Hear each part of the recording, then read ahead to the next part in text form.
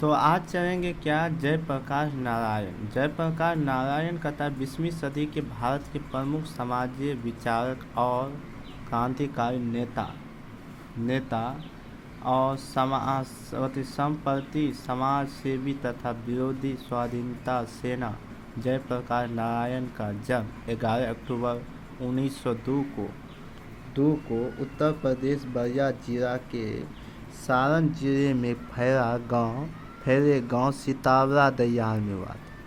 इनकी माता के नाम फूलरानी और पिताजी का नाम हरसुर दयाल था। माता का नाम क्या था? फूलरानी और पिता का हरसुर दयाल। अपनी दंड पक्ष धारण करते उन्होंने लोक नायक के नाम प्रसिद्ध मिली और प्रसिद्धि गांधीवादी ब्रज किशोर प्रसाद की पुत्री प्रभावती की धर्मपत्नी बनी थी। इनकी प्रारंभिक शिक्षा पर घर पे ही हुई। इसके बाद इन्होंने पटना कॉलेज एजेंट पटना में प्रवेश किया। उन्होंने गांधी मैदान के दौरान चलाए गए असहयोग आंदोलन में प्रभावित होकर शिक्षा के बीच में ही छोड़कर 1922 ईस्वी में अमेरिका चले गए और वहाँ जाके कैलिफोर्निया वर्कर्स विकासन मेडिसन आदि कई विद्यालय में उन्होंने अध्ययन किया। यही में उन्होंने मार्क्सवाद समाजवाद की शिक्षा ग्रहण।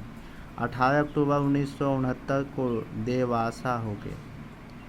18 अक्टूबर 1969 को ये इसका क्या हो गया? मृत्यु हो गई।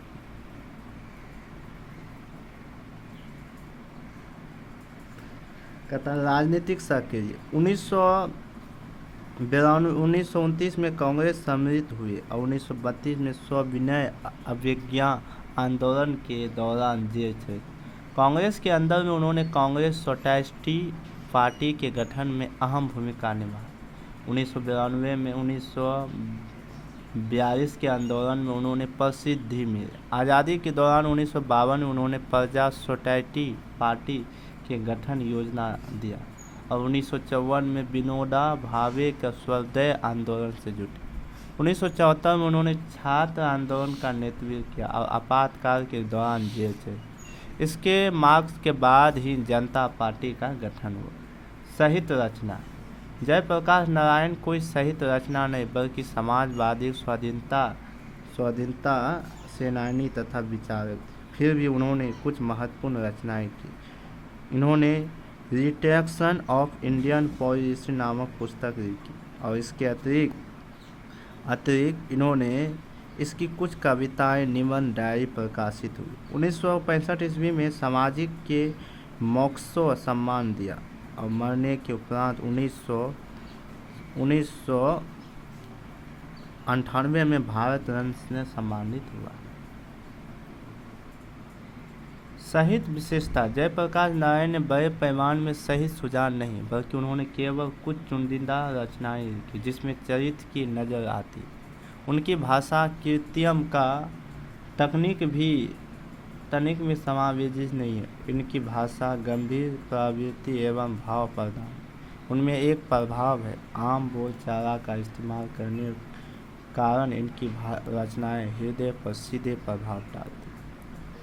कहता है प्रस्तुत भाषण 5 जून 1974 को पटना के गांधी मैदान में दिए गए नारायण के ऐतिहासिक भाषण संपूर्ण क्रांति का एक अंश है और पूरा भाषण पुस्तक के जन्ममूर्ति पटना में प्रकाशित है और इस भाषण की संपूर्ण देश क्रांति में रह दौड़े। लोगों के हृदय में क्रांति विचारों के धधक उठे तथा आंदोलन विराट एवं धारणा के लिए पटना के में वैसी भी इसके बाद आज तक इकट्ठा नहीं हुई जो कि ऐसा प्रभावशाली जन मान्य था।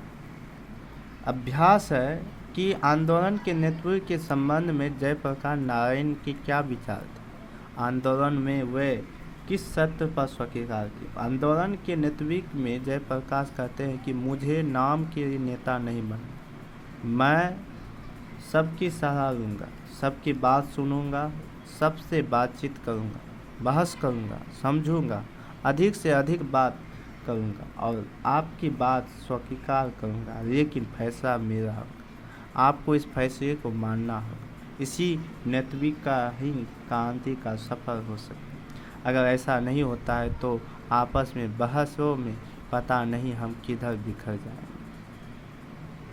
और इस क्रांति का नतीजा क्या निकला। दूसरा क्वेश्चन है कि जयप्रकाश नारायण के छात्र जीवन अमेरिका प्रस्ताव में परिचय थे और इस अवधि में कौन सी बातें आपको प्रभावित करती है। अब कहता है जयप्रकाश नारायण अपने छात्र जीवन में ही अब दर्जे का विद्यार्थी थे। वह 1921 में पटना कॉलेज में IS के विद्यार्थी थे।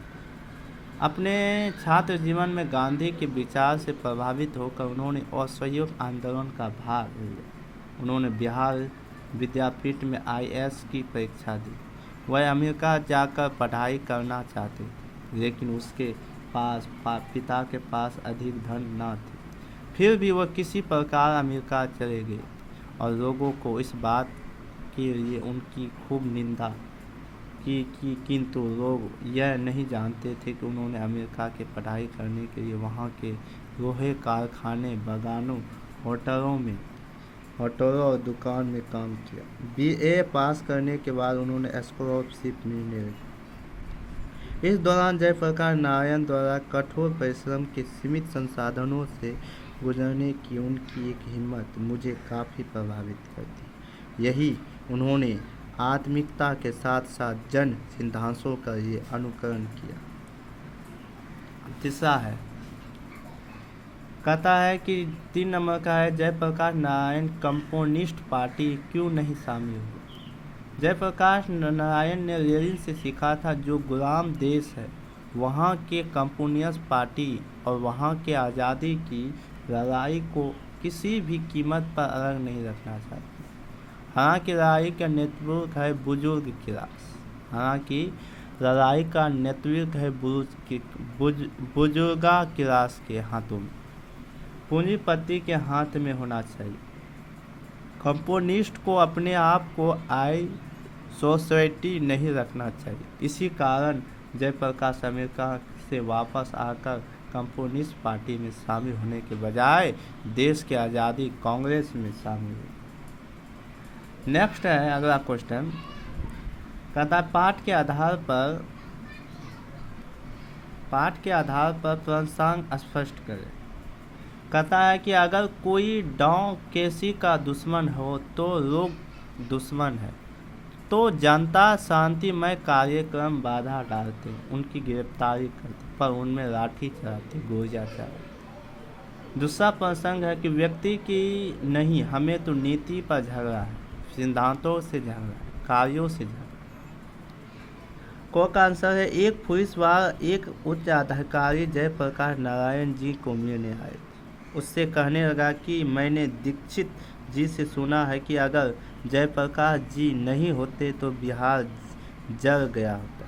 यह सुनकर जयप्रकाश जी ने प्रश्न किया कि अगर ऐसा होता तो लोग की मेरे नेतृत्व से